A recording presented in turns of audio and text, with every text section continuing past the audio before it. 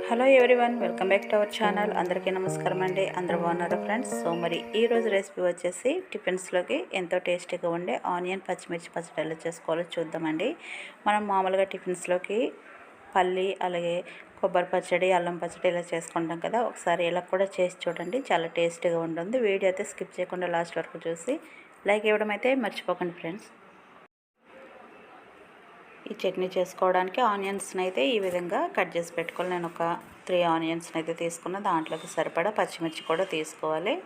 ఇప్పుడు స్టవ్ పైన ప్యాన్ పెట్టుకొని ఆయిల్ వేసుకొని ఆయిల్ హీట్ అయిన తర్వాత పచ్చిమిర్చి ఆనియన్స్ వేసి కాస్త ఫ్రై చేసుకోవాలి. మనకి ఎంత చట్నీ కావాలంటే దాన్ని బట్టి ఈ క్వాంటిటీ అనేది పెంచుకోవచ్చు. ఇవి ఈ విధంగా కాస్త ఫ్రై అయిన తర్వాత ఒకసారి మూత తీసి మళ్ళీ కలుపుకొని దీంట్లోకి కొన్ని వెల్లుల్లిపాయ రెబ్బలు వేసుకోవాలి. అలాగే కొద్దిగా జీలకర్ర కూడా వేసుకోవాలి దీంట్లోకి.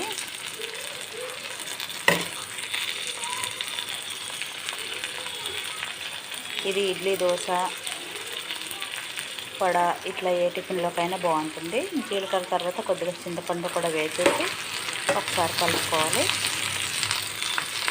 వీటిని కూడా కాస్త ఫ్రై అవనివ్వాలి. అలాగే దీంట్లోకి కొంచెం పసుపు కూడా వేసేసుకొని ఒక 2 నిమిషాల పాటు ఫ్రై అవనిస్తే సరిపోతుంది.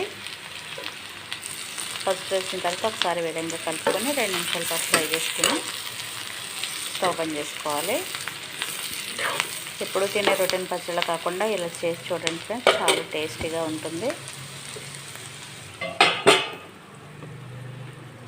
ఇంకా ఇవైతే ఫ్రై అయిపోయి స్టవ్ ఆపేసుకొని చల్లారనివ్వాలి. ఇలా చల్లారిన వాటిని మిక్సీలోకి వేసుకొని దీంట్లోకి సరిపడా సాల్ట్ వేసుకొని మిక్సీ పట్టుకోవాలి. ఈ పచ్చడికైతే ఇంకా పోపు ప్రిపేర్ చేసేసుకుందాము. ఆయిల్ వేసుకొని హీట్ అయిన తర్వాత ఆవాలు, జీలకర్ర, ఎండుమిరపకాయలు, కరివేపాకు వేసి ఫ్రై చేసుకోవాలి. ఇది కాస్త వేగిన తర్వాత ముందుగా రుబ్బి పెట్టుకున్నటువంటి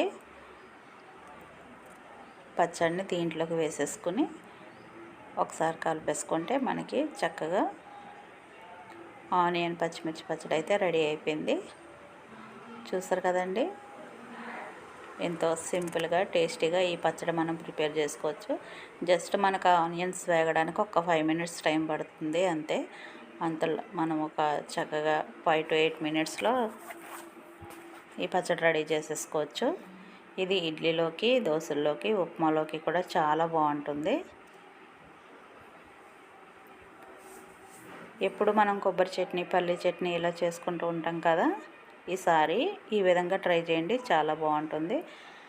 వేడివేడి ఇడ్లీలో ఈ చట్నీ పెట్టుకొని తింటే చాలా టేస్టీగా సూపర్గా ఉందండి. సో ఈ రెసిపీ కనుక నచ్చితే మీరు కూడా డెఫినెట్గా ట్రై చేయండి ఫ్రెండ్స్. మరి వీడియో నచ్చితే లైక్ చేయండి, షేర్ చేయండి. అలాగే కొత్తవారు ఎవరైనా చూస్తుంటే మన ఛానల్ సబ్స్క్రైబ్ చేసుకొని సపోర్ట్ చేయండి ఫ్రెండ్స్. మీరు ఇచ్చే సపోర్ట్ మాకు చాలా అవసరం అండి. సో మరి మరొక వీడియోతో మళ్ళీ కలుసుకుందాం. థ్యాంక్ యూ అండి. Thank you for watching.